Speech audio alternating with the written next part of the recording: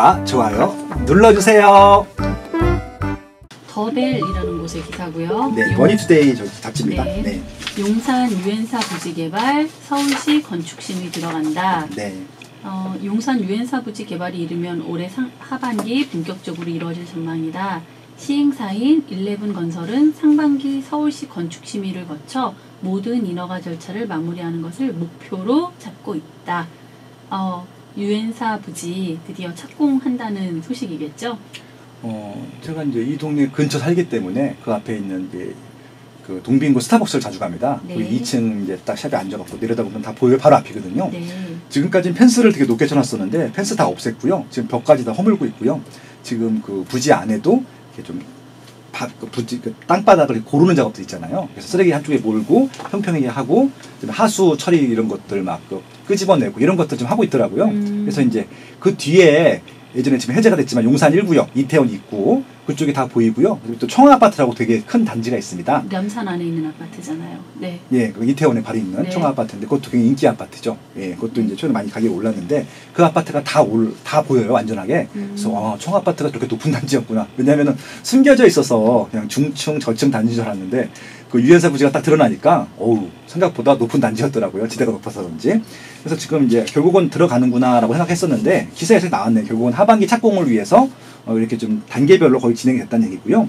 이게 부지 가격이 1조 552억이었었대요. 네. 그 당시 이거 발표했을 때 뭔 부지가 이렇게 비싸라고 생각했는데 맞아요. 네. 근데 이거 GBC 있잖아요. 좀 전에 설명드렸던 그게 10조 2천억이거든요. 그거보다 이거 보니까 이게 싸 보이죠. 그러니까 이게 가격이 상대적인 거라고 생각을 하시면 될 것 같습니다. 근데 지금 문제는 여기가 남산이 있고 여러 가지 좀 개발 제한 구역이기 때문에 높이 못 져요. 그래서 지금 계획하고 있는 것들을 보면은 이 부지 내에다가 지상 7층에서 20층 높이의 아파트 그 5개 동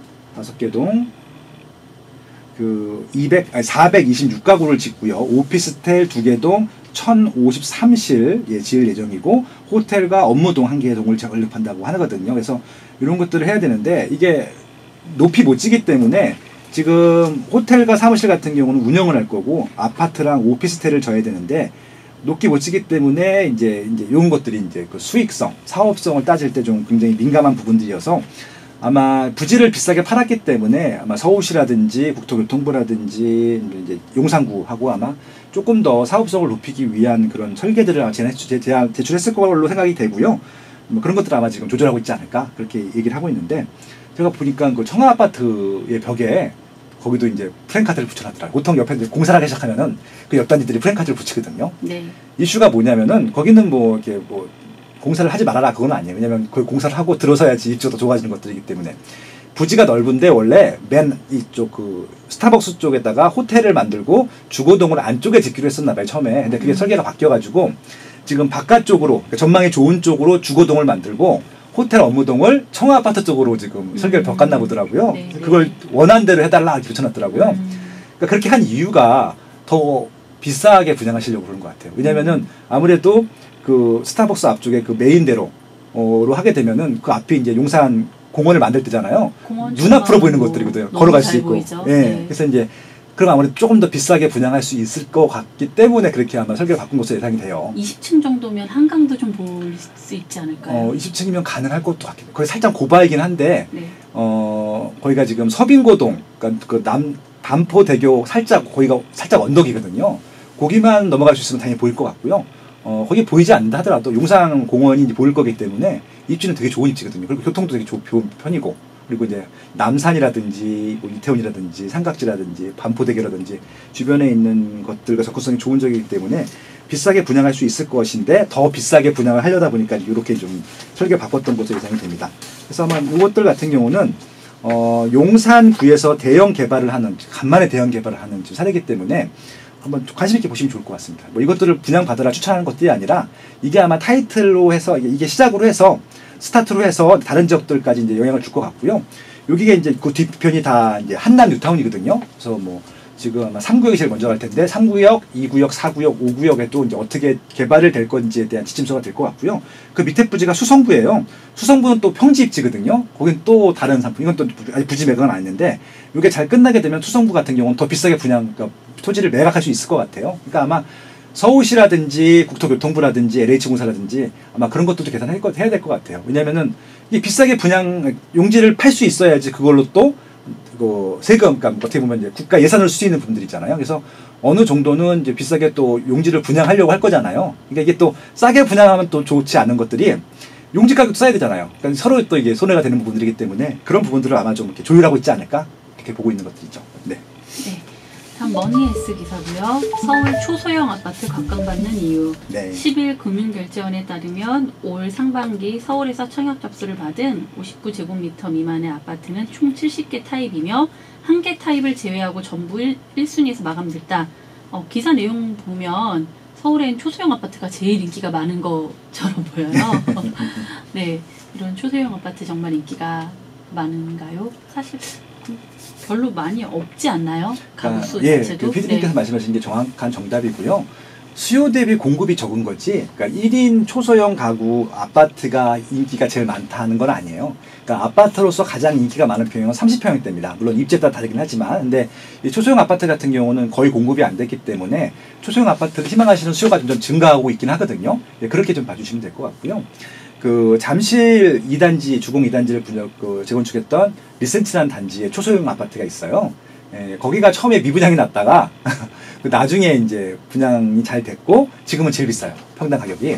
그래서 그렇게 보시면 될 것 같아요. 그래서 지금 이거는 수요 대비 공급이 적었기 때문에 인기가 많다라고 봐주시면 될 것 같고요. 이게 절대적으로 인기가 많은 것은 아니다라고 하는 것들이고, 이것들은 이제 어쩔 수가 없는 게 향후에도 공급이 많이 되지는 않을 것 같아요. 그래서 이것들은 아마 인기가 많을 것 같고요.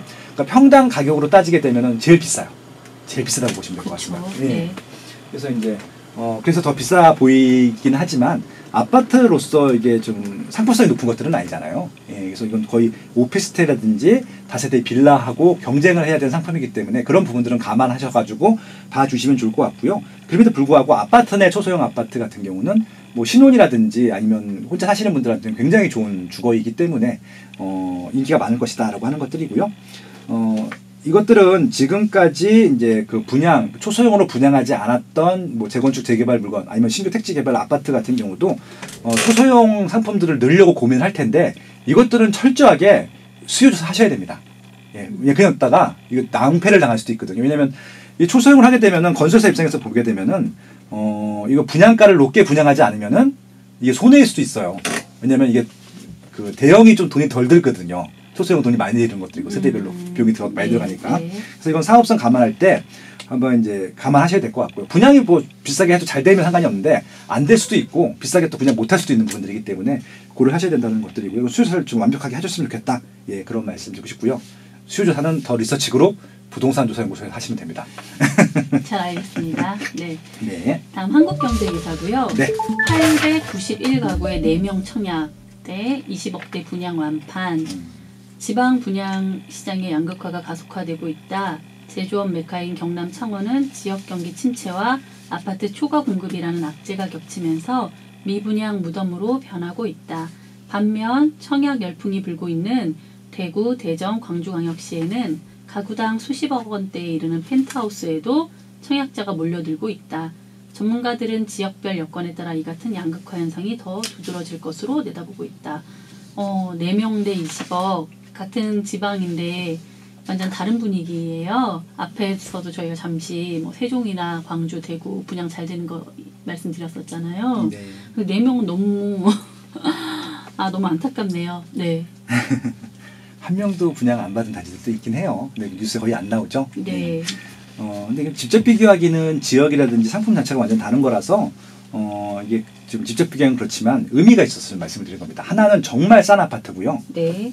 지금 여기 미분양의 무덤 창원의 눈물이라고 해서 이제 여기서 이제 4세대밖에 분양 안 받았다고 하는 것들은 여기 지금 기사에는 경남 창원 진해구 B 아파트라고 했는데요. 네. 부영 아파트예요. 이건 뭐 아파트 투입 들어가보시면 다 누구나 다 볼 수 있는 자료이기 때문에 네. 이건 뭐 굳이 아마 부영 같은 경우는 이제 여기는 이제 기업체이기 때문에 언론사에서는 이제 광고주잖아요. 그래서 아마 B로 처리해 주신 것 같은데 부영 아파트입니다.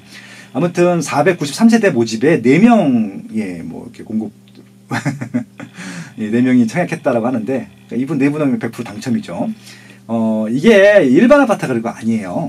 분양전환 아파트예요. 네. 그러니까 임대 아파트인데 임대 아파트 그런 것들도 있을 것 같고요. 아무래도 임대 아파트 같은 경우 일반 아파트보다는 조금 수요가 적은 데다가 많이 공부를 하거든요. 그래서 이제 초기 비용이 조금 들잖아요. 나중에 살다 보다가 괜찮으면 분양 전환하고 이런 것들을 했던 것들이 부영 시공사의 전략이었었는데 그런 것들은 이제 지금 당장은 경기가 안 좋기 때문에 분양이 안 됐다가 나중에 시세가 오르게 되면은 분양이 잘 되는 지역들이 있거든요. 그러니까 위례 신도시 같은 경우도 그렇게 됐던 거였었고요. 그러니까 공공택지에서는 이런 방법들을 많이 활용을 합니다. 특히 부영 아파트가 많이 활용을 했었는데 지금 창원 같은 경우는 부영이 문제가 아니라 워낙 미분양 물량이 많아요. 지금 경남 지역의 총 미분양 세대가 13,476가구인데 그중에서 창원만 5,892세대래요. 그러니까 네. 굉장히 많은 거죠. 창원 인구수 대비해서도 많은 것들이기 때문에 이런 미분양들 때문에 아마 이렇게 좀 저렴한 아파트에도 불구하고 분양이 잘 되지 않았다라고 하는 것들인데 또 하나 뭐냐면 입지가 지금 이제 미분양이 많다 하더라도 인기 있는 입지 같은 경우 미분양이 안 나거든요. 지금 창원에서 제일 인기 있는 지역은 의창구고요. 뭐 용호동, 용지동 불리는 그 창원시청 그 인근이 제일 인기가 많은 지역인데 창원시청 근처에 분양이 잘 되는데 이건 지금 진해구입니다. 진해구 같은 경우는 이렇게 아파트 수요가 많은 지역은 아니거든요. 그러니까 새 아파트로 전환하는 수요는 있지는 모르겠지만은 진해구의 새 아파트 때문에 이사를 가시는 분들은 없단 말이에요. 자체 수요기 때문에. 요거 직전에도 그 마포 해운구의 회원동에 대림 2편에서상 창원 파크 센트럴이라고 하는 단지. 요 기사에는 지금 센트럴파크라고 나왔는데 파크 센트럴입니다. 네. 네, 제가 조사했던 단지라서 잘 아는데 여기도 미분양이 해소가 안 돼갖고 일부는 뭐 공공지원 민간 임대로 바꾸겠다라고 하는 것들도 검토하고 있다는 것도 알고 있는데 지금 그 분양권 거래가 돼요. 여기 지금 그 규제 관리 지역이 아니기 때문에 그 분양권 거래 금액을 봤는데 조합원 가격이랑 일반 분양가랑 그 사이 정도 되더라고요. 예, 그러니까 이제 지금 일반 분양가 가격으로도 지금 안 되고 있는 것들이죠. 그래서 그런 부분들이기 때문에 창원 같은 경우는 좀 한동안 입지가 조금 아주 진짜 최선호 입지가 아니면은 좀 조정을 받을 수도 있다라고 하는 부분들을 감안하시고 들어가시면 좋을 것 같고요. 그래서 뭐 많은 분들이 여기는 조금 그러니까 혜택을 줘야 되는 거 아니냐, 뭐 양도세, 취득세 감면, 기타 등등 줘야 되는 게 아니냐 이렇게 말씀하시는 분들이 있는데 여기만 줄 수가 없거든요. 그런 것들은 아마 형평성 문제 때문에 좀 어려울 것이다라고 하는 부분들입니다. 아무튼 지금 어려운 지역들은 어려운데 지금 놀라운 게 뭐냐면 광주였어요. 그러니까 대구 광주에 예, 광주에 진짜 20억대가 넘는 정확하게 24억 6,300만 원. 초호화 펜트하우스에도 청약 통장을 던진다. 네. 하이엔드 전략이 뭐죠? 그러니까 엔드 유저라고 하는데 그 보통 수요자들 소비자 중에서도 가장 좀 돈을 많이 지불할 수 있는 부분 소비자들 대상으로 상품을 만든다고 하는 것들인데요. 이게 지금 이제 분양 면적으로 한 60평 정도 되는 규모에다가 펜트하우스 복층으로 만든 거예요. 2가구 모집하는데 11명이 신청을 하신 거죠. 네. 와, 그래서 이게 분양가가 20억이 넘습니다. 참 대단하고요. 네, 대구 힐스테이트 감삼이라고 하네요. 이게 어디 있는 거죠? 대구 힐스테이트 감삼 같은 경우는 달서구가 있습니다. 네. 그러니까 이제 중구가 가장 가운데 있고 오른쪽이 수성구고 왼쪽이 달서구인데 그러니까 달서구, 중구, 수성구 그 라인이 제일 비싸요. 2호선 라인인데 거기에 주상복합으로 하나 짓겠다고 하는 것들인데 여기도 그 복층에다가 이런 좀 고급으로 만들어서 그렇게 좀 만든 것들이죠. 여기도 아마 최고가로 했는데 예, 분양이 잘 됐다라고 하는 것들입니다. 결국은 지금 광주하고 대구 같은 경우는 주변에 있는 아파트 시세보다 거의 2배 내지 3배가 비싼 아파트 가격으로 분양했는데도 분양이 완판됐다는 것들이거든요. 제가 말씀드린 질적인 수요 시장이 시작했다라고 말씀드릴 수 있는 것들이에요.